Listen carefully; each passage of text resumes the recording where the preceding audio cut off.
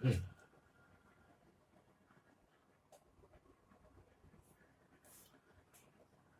بالله من الشيطان الرجيم. بسم الله الرحمن الرحيم. الحمد لله wassalatu wassalamu ala Rasulillah. Terima kasih kepada teman-teman dan rakan-rakan yang tetap terus ceria, bersemangat bersama Cik Kim Training and Consultancy. Pada hari yang berbahagia ini, Cik Kim nak nyembang-nyembang dengan anda berkaitan tips mengurus tekanan diri dalam tempoh PKP ini. Bagaimana caranya? Sebelum pergi pada tips bagaimana nak mengurus tekanan emosi diri waktu dalam tempoh PKP ini, ingin Cik Kim melontarkan sedikit beberapa bait dalam lagu kehidupan. Dan pastinya sebenarnya kehidupan dalam waktu sukar ini sangat-sangat mencabar pada diri Cik Kim sendiri dan juga pada rakan-rakan dan teman-teman di luar sana. Kehidupan dalam tempoh PKP ini bukan sesuatu yang perlu ditangisi. Malah ianya perlu dihayati kerana ianya ada nikmat di sebalik mata kasar yang tidak pernah kita lihat. So, kehidupan dalam tempoh PKP ini boleh disebut juga sebagai satu impak yang besar pada diri Cik Kim sendiri dan rakan-rakan. Apa impaknya? Kita akan tengok nanti, kita akan dengar dan kita akan rasai pada tips bagaimana nak mengurus tekanan diri dalam tempoh PKP ini. Gunakan kesempatan untuk kebaikan. Ayuh rakan-rakan dan teman-teman, gunakan kesempatan tempoh PKP ini untuk kebaikan. Sebelum segalanya terlepas dari genggaman. Kelak menyesal nanti tak berkesudahan. Apa guna sesalan hanya menekan jiwa? Jangan difikir derita wabak ini berpanjangan. Kelak kita akan membawa diri kita pada putus asa, khususnya putus asa pada Tuhan. Ingatlah, biasanya kabus tak berpanjangan, setelah kabus berlalu, pasti cerah kembali. Ingatlah, rakan-rakan dan teman-teman yang dirahmati Allah sekalian, ujian adalah tarbiyah dari Allah. Apakah kita akan sabar atau sebaliknya? Kesenangan yang datang selepas kesusahan, semuanya adalah nikmat dari Tuhan. Apa yang kita lalui sekarang ni adalah satu nikmat daripada Allah Subhanahu Wa Taala. Tidak pernah terjadi dalam sejarah dunia. Beberapa ratusan negara terpaksa memberhentikan operasinya. Kerana apa? Kerana serangan wabak yang mata kasar tidak dapat lihat, namun ianya dapat menggusarkan seluruh dunia. Cik nak bawa satu situasi di mana, abang, pampers anak dah habis. Abang, susu anak nak tinggal sikit dah. Abang, barang-barang dapur dah susut. Abang, penyewa dah tanya bila nak bayar rumah sewa. Abang, surat merah dah keluar. Elektrik dah nak kena potong. Dan macam-macam lagi. Si isteri memanggil nama abang. Maka lelaki bernama suami mengurut dada. Allahu Akbar. Mulutnya beristighfar panjang. Astaghfirullahalazim. Maka lelaki ini duduk di tangga depan rumahnya, memicit-micit kepala. Dipicit-picit kepala. Kepala depan, kepala belakang. Darah pun makin naik. Memikirkan bagaimana untuk menyelesaikan perkara yang dicakap oleh isteri. Tanpa beliau sedari, air matanya meleleh mengenangkan situasi yang sedang berlaku saat ini. Ialah hati seorang lelaki bernama suami. Nampak mudah, namun dalam hatinya siapa yang mengetahui dalam keadaan kesukaran. Selalunya lelaki bernama suami ini mempunyai tanggungjawab yang sangat besar. Keluar rumah untuk mencari rezeki. Maka apabila rezeki itu ada melalui hasil titik peluhnya dengan izin Allah Subhanahu Wa Taala, maka dengan duit yang diterima itu dibelikannya anak pampers, dibelikan anak, disediakan susu anak, disediakan barang-barang dapur. Maka itulah salah satu tugas dan tanggungjawab seorang lelaki bernama suami. Namun dalam situasi PKP ini, banyak pergerakan lelaki bernama suami itu terbatas, khususnya pergerakan ekonominya. Allahu Akbar. Lelaki ini mengurut lagi dada, dan tanpa disedari air matanya deras lagi keluar berlinang. Penanganan wabak COVID-19 memusnahkan pendapatan keluarga satu dunia. Duit simpanan dah habis guna sejak PKP dilaksanakan. Jalan yang ada sekarang adalah saluran bantuan dari kerajaan yang baru diumumkan baru-baru. Persoalan di hati beliau dalam pemikiran, sampai bila bantuan yang diterima ni secara one off. Sekiranya wabak ini berterusan dan berlanjutan sehingga tempoh bulan 12 ini, bagaimana beliau dan rakan-rakan biasanya ingin meneruskan lagi kehidupan, khususnya untuk menyelesaikan perkara-perkara yang disebut oleh isterinya tadi. Maka lelaki ini mengurut lagi dadanya dan beristighfar pada Astaghfirullahalazim, Astaghfirullahalazim, Astaghfirullahalazim. Menarik nafas panjang dan menghembuskannya dalam keadaan kebimbangan, dalam keadaan rasa sangat tertekan dan sungguh-sungguh tertekan. Mujur diri beliau ini masih lagi ada iman.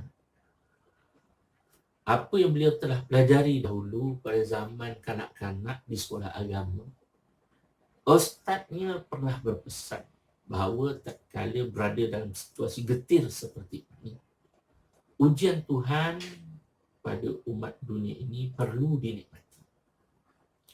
Allah sedang uji hambanya dengan ketakutan. Allah uji hambanya dengan ketakutan, kebimbangan terhadap wabak yang menyebar di seluruh dunia.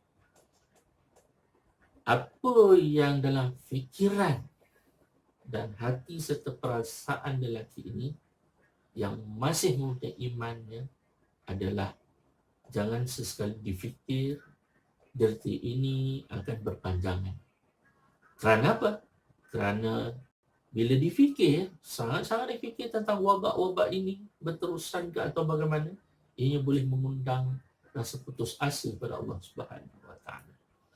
Pastinya sekiranya di bumi ini PKP dilaksanakan ini dan kedatangan wabak ini menyekat segala bentuk ekonomi, pergerakan ekonomi dunia, pergerakan ekonomi rumah tangga, maka pasti dan pastilah bahawa rezeki di atas langit itu masih terbuka dengan luas. Ya, anda direzekikan juga bertemu Cik Kim dalam celoteh-celoteh sembang-sembang ini. Ya, anda ingin dengar, teruskan. Anda ingin share sebanyak mungkin pada rakan-rakan yang lain, silakan. No, kata orang, tak ada had. Silakan untuk share sembang ilmu ini bersama rakan-rakan. Ianya satu bentuk rezeki juga. Dan ujian adalah tarbiyah dari Allah Subhanahu Wa Taala. Bayangkan tuan-tuan yang Allah sekalian, tidak pernah berlaku dalam sejarah kita terpaksa berkurung, duduk di rumah seperti ini yang boleh mengundang macam-macam emosi sekiranya tidak diurus dengan baik.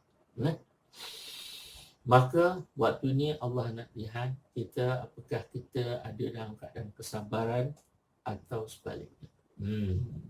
Inilah sedikit situasi yang saya lontarkan pada rakan-rakan pendengar sekalian. Situasi ini situasi yang sangat getir, sedang dilalui oleh semua orang.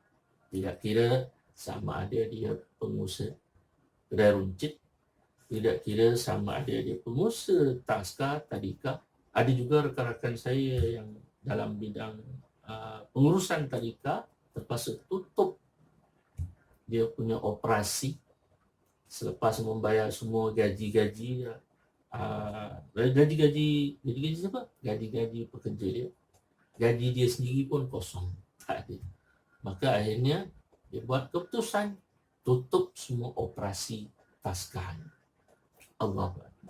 Ada pula orang yang mengadu dan berintih. Setiap mengadu dan berintih kepada Allah Subhanahu Wa Taala, ya Allah, Engkau hilangkan wabak ini, ya Allah. Turunkan hujan. Ya hujan-hujan rahmat ini, ya Allah. Usir wabak ini, ya Allah. So, bagaimana nak mengurus tekanan diri waktu dalam perintah PKP? Tips yang Cik Kim nak kongsikan, ada beberapa tips. Tips yang pertama, waktu berdepan dengan tempoh PKP ini, pasti anda rasa tertekan, pasti anda rasa nak marah, pasti anda rasa nak macam-macam rasa yang datang. Maka tips yang pertama, urus hati. Hati kita. Hati maksud kat sini apa? Uruslah iman kita sebaik mungkin. Kerana itu, apabila kita berkurung di dalam rumah ini, maka banyakkanlah istiqamahnya dengan zikrullah.